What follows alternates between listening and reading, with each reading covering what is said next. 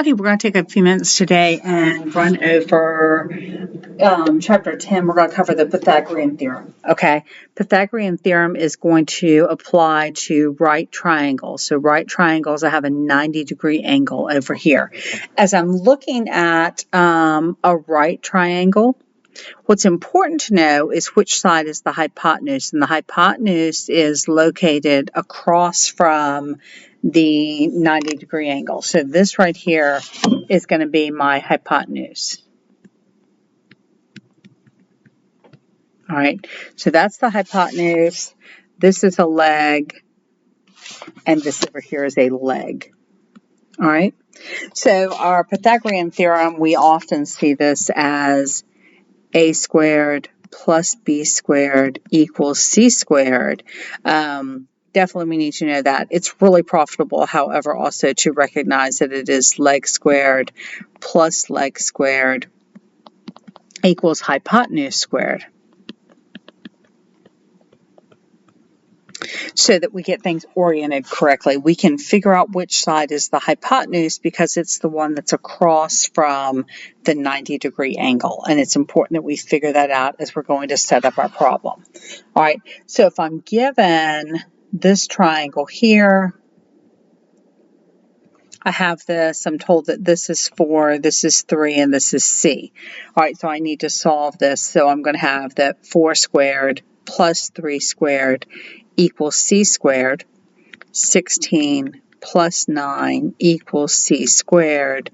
25 equals c squared. Well, I don't want c times c, I just want c.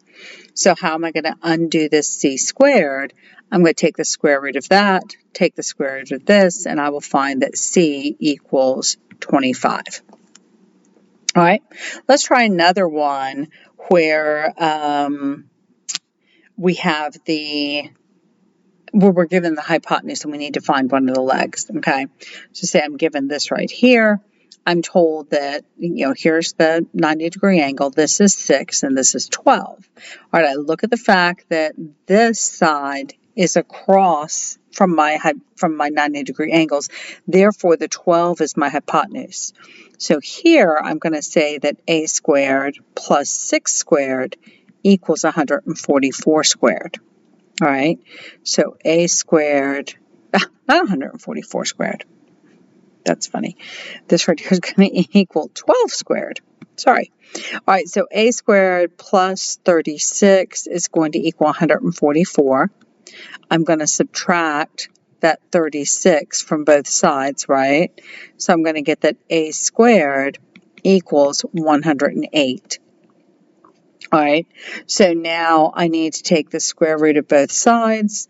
So I need to think with 108, is there a perfect square in there? Off the top of my head, I might be going, I can't think of anything right off the top of my head, but I might think, 108, probably can divide that by 4. And so let's do that 108, and if I divide it by 4, I'll put this in here 2 times. I'm going to get 8. I'm going to get 28. I'm going to go 27. Okay.